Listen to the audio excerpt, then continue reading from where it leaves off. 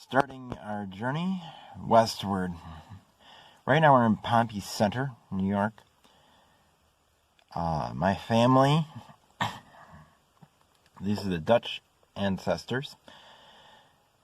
After they first landed in New Amsterdam in 1632 and were major parts of trade building up the city. After the British took over, they moved, eventually settling in Bartleby, up near Schenectady, Albany, that area. Then in 1800, Isaac Cole married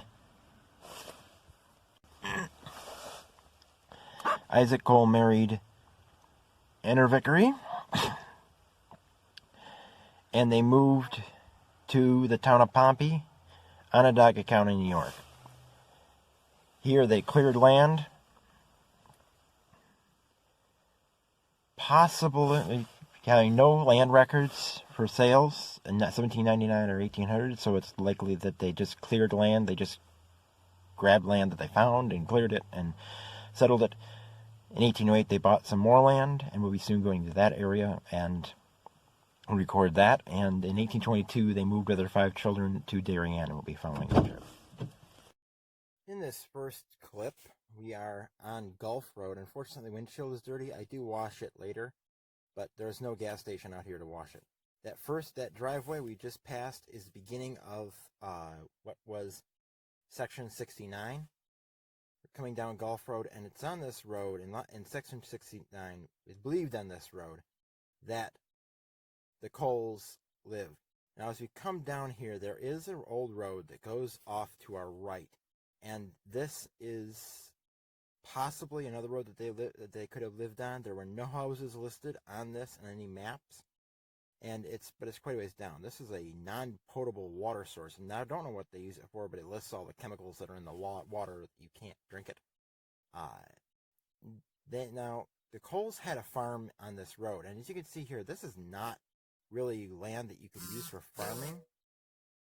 But when we get to the bottom, I think that's where they would have had their farm if it was on this road.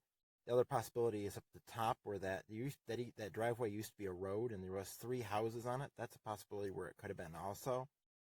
Unfortunately, there is no map back that far, and we weren't able to find the deeds. Now, right here is where that road goes off. You look off in the trees, see that depression.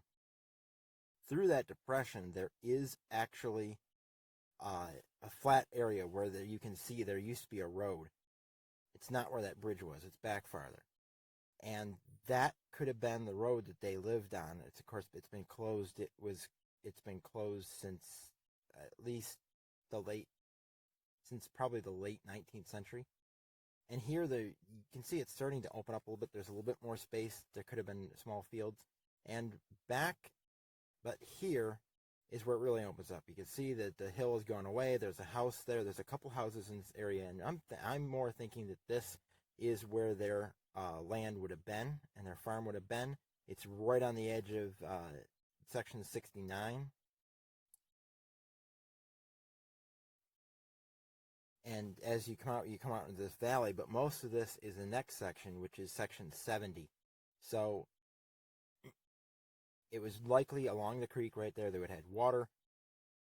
They could have had several fields there. And, of course, back then, the fields weren't big. They weren't like these big, huge fields. They were fields that you worked by hand, so you didn't have a big field. They didn't really have any machinery. They had hand tools to do it, so they wouldn't have had huge fields, which is something that sometimes it's hard for people to think about, the fact that they didn't have big fields like these. They didn't have combines and tractors and stuff in 1820, and they came here in 1800 and left in 1822, so there was really no machinery. And right here, throwing a dry hydrant. All right, here we're going through the town of Pompey. Most of this footage is going to be in the town of Pompey. Eventually, we're going to be at Pompey Hill. I believe that we just left Pompey Center. Now, that's Pompey spelled Pompey. probably named after Pompeii, but it's pronounced Pompey. Pompeii is Pompei. Origins in the name of Pompey, I am not sure on. I am just speculating that it was named after Pompey. But this thing that you're seeing here, the big arrows in the road, that's typical. That's typical along this route. There's several places where it does that, where it's on a hill, and it's going up a hill, and it goes to 2 lanes for slower traffic to be on the right and faster traffic to be on the left for trucks going on US 20. There's a barn, just some fields, some trees, passing cars. This is what New York State is. Even halfway across the state, we're closer to New York City here. Syracuse is to the north, which is our right, as you can tell, because we're going west into the sun. But for those who are directionally challenged, and many people are, Syracuse is to the right. Quite a ways to the right. It's several miles north. You can't even see it from here. Now, the Great Genesee Road, it originally went through here. The historian didn't really know too much about it. Unfortunately, my mom didn't believe what I said about the Great Genesee Road. I researched it, and the historian is kind of confused and didn't understand it very much. Here we're in Pompey Hill. Here I tried to clean the windshield, but the gas station that's there didn't have the windshield cleaning stuff, and we'll be going to another clip after shortly, farther down. Luckily, with a little bit of cloud cover, you don't get too much sunshine. You can see the bright light of the sun, but it's not really affecting seeing the scenery of the area. Now we're in the next clip. We're in the valley, and we're going to be going up a hill and going under the New York Susquehanna and Western line to Syracuse. And I'm going to stop my voiceover here. There's nothing really much to say. There's the railroad bridge, and then the clip will end. So, see you next clip.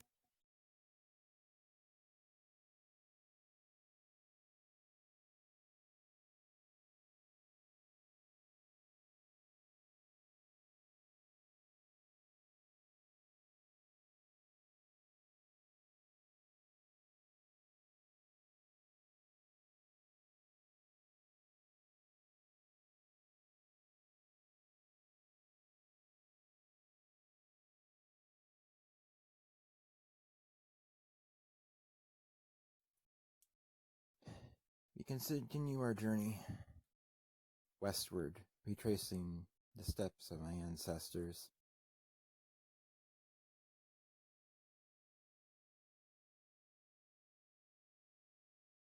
Through valleys and over hills. Modern road today might diverge some from what they traveled, but it's still the basic route.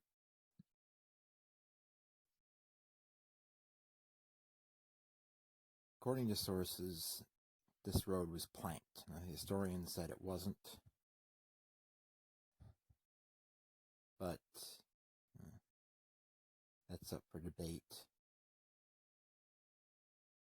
The facts are probably lost in time, but this was a toll road. This was a turnpike at the point in time until the Erie Canal and the railroads provided competition, and then it became a public road. And has remained a public road ever since, becoming US 5 and US 20 and NY 5. NY 5 splits off. I believe it's Auburn is where it splits off and goes up towards Syracuse.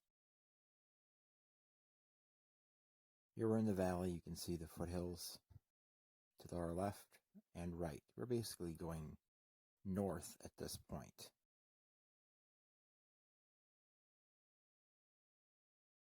North, northwest, that area.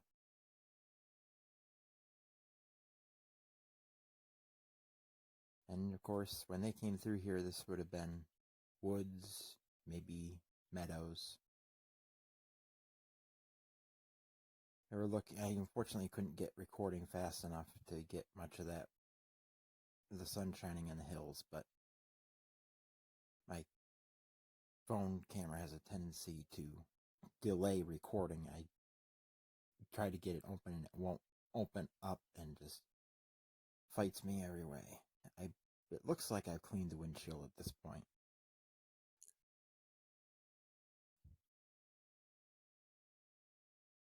There's the sun. Tried to not get the sun in the picture, but yes, yeah, the windshield's definitely clean at this point. And looking out, at one point we passed a vineyard and winery, and unfortunately I was doing something with my phone at that point. I was looking up something and couldn't get a shot of it. There's a very interesting building with a very interesting front added. I just had to get that on camera. And then pause button editing to get various different parts of the scenery as we're passing various houses, a farm.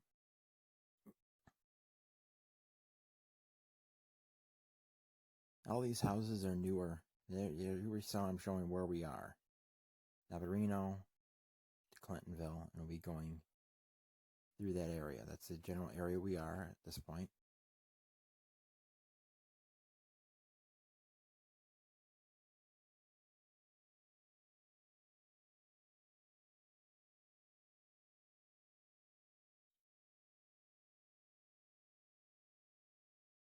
Here I think we're 7 miles from Skinny Atlas. Yeah, we're right at where 174 came in and goes off right east of Clintonville.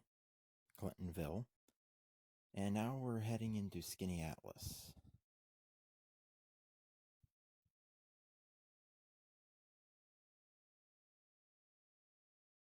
Sunset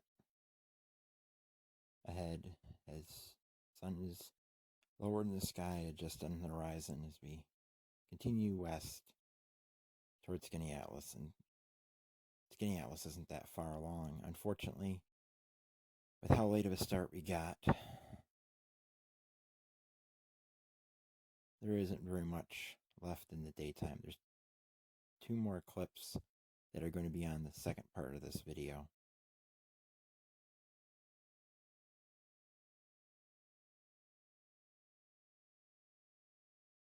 And this is kind of boring through here, riding along, but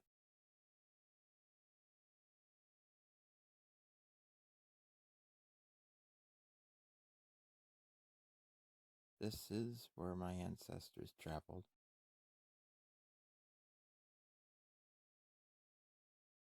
Even though none of these houses and none of these buildings are around,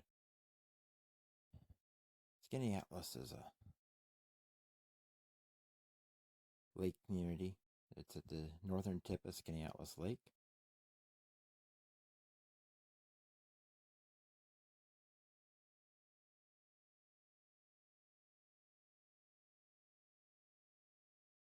There's some nice big houses like that one that used to be, I believe that used to be a hotel. It's now some type of commercial place. I can't remember what it is now. Might be a bed and breakfast.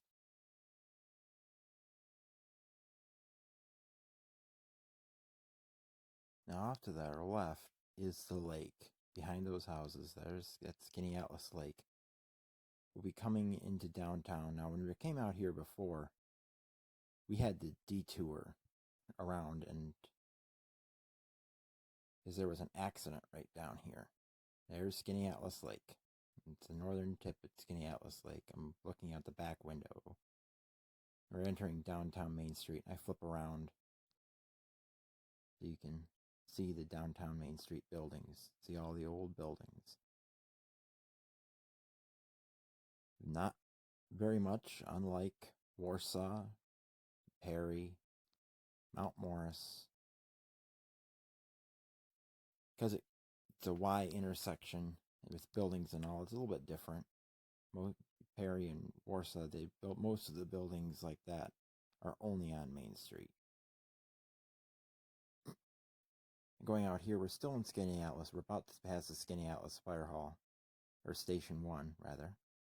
And there it is on our left. That building on our left is Skaneateles Fire Department Station 1. Go through the blinking yellow light, and that concludes this